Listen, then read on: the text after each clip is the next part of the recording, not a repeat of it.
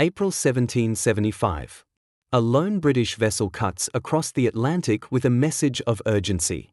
London has approved a final attempt at reconciliation, Prime Minister Lord North's latest effort to prevent an open rupture with the American colonies. This conciliatory resolution, however limited, is meant to calm tensions before violence erupts. But the ocean is wide, and the journey long. 6 weeks pass before the dispatch can reach colonial shores. By then, the first gunshots have cracked the morning air at Lexington and Concord. Blood has been spilled, and the conflict that Britain hoped to avoid is already underway. When the resolution finally arrives, colonial assemblies and the Continental Congress reject it outright. It offers no recognition of their central grievance, that Parliament has no legitimate authority to tax them. In response, Congress issues a lengthy rebuke crafted by Franklin, Jefferson, Adams, and Lee. They list years of injuries, the coercive acts, the Quebec Act, trials in vice-admiralty courts, and countless other violations. Diplomacy is failing, and events are moving toward far deadlier confrontations. June 1775. The British position in North America hinges on Boston, where General Thomas Gage commands roughly 6,000 regulars. Encircling the city are nearly 15,000 New England militia, unproven in discipline but fierce in spirit.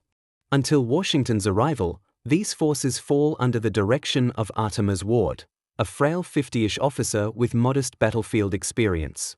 Yet under Ward's guidance, the militia fortify the high ground overlooking the Charlestown Peninsula, positions that threaten British control of the inner harbor. General Gage concludes that these heights must be seized or the siege cannot be broken. The assault provides an opportunity not only to secure Boston, but to restore the battered pride of redcoat soldiers humiliated by their retreat from Concord. As General Burgoyne boasts, the battle will prove that trained soldiers are invincible against any collection of untrained rustic fighters. Gage orders Major General William Howe to lead a direct attack with 2,500 troops. Naval guns and shore batteries lend support. Yet from the moment the assault begins, the British advance falters. Behind hastily built earthworks and fences, the colonial defenders unleash a devastating close-range fire.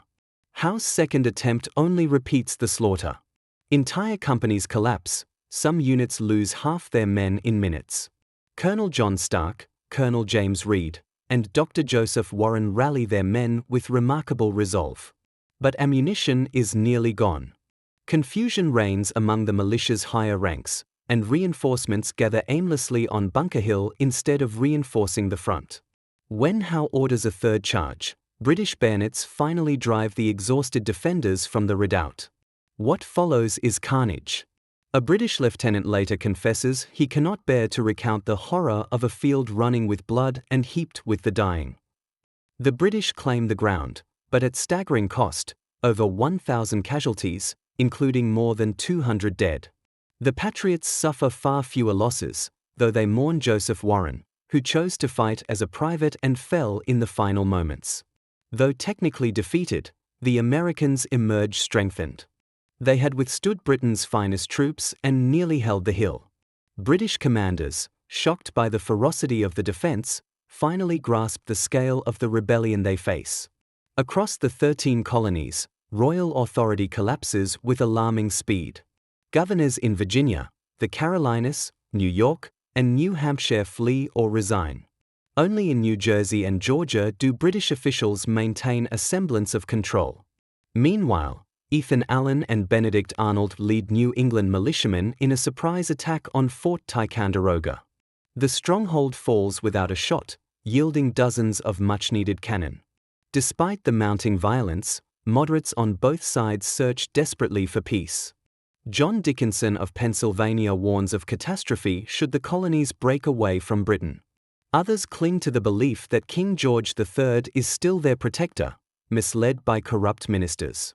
In July 1775, Congress sends a final plea to the king, the Olive Branch Petition, begging him to restore harmony and halt the escalation. But as the petition sails toward London, news of Bunker Hill and wounded British soldiers reaches the capital first. The king's response is uncompromising. He declares the colonies to be in open rebellion and vows to crush the uprising. 2 days before his declaration, General George Washington arrives outside Boston to take command of what is now called the Continental Army. Only months earlier, he had been living quietly in Virginia as a plantation owner and local leader. Yet his military experience, rare among American officers, makes him a natural choice. A man of wealth, confidence, and striking demeanor, he impresses even skeptical observers. What Washington finds, however, appalls him. The army is a patchwork of poorly equipped men. Discipline is weak. Supplies are scarce. Hygiene is abysmal. But he immediately begins imposing order, distinguishing officers by uniform, enforcing punishments for misconduct, reorganizing camps, and crucially, ordering smallpox inoculations to prevent disaster. Washington's generals reflect the political and regional diversity of the colonies.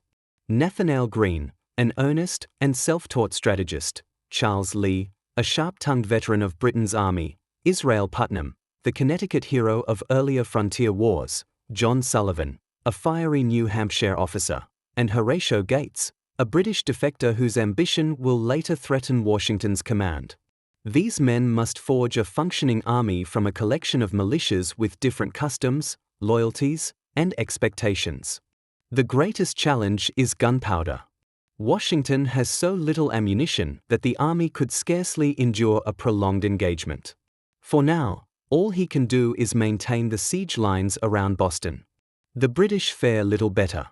Boston's crowded streets are struck by smallpox, and supply shortages grow dire. Food, firewood, and basic provisions become scarce. Gage is recalled. General Howe assumes command, but conditions remain bleak. British ships risk interception by American privateers, who capture vital supplies, including a shipment of 2,000 muskets. Winter deepens the misery. The Continental Army burns fences, orchards, and nearly every tree for miles in search of fuel. Morale plunges.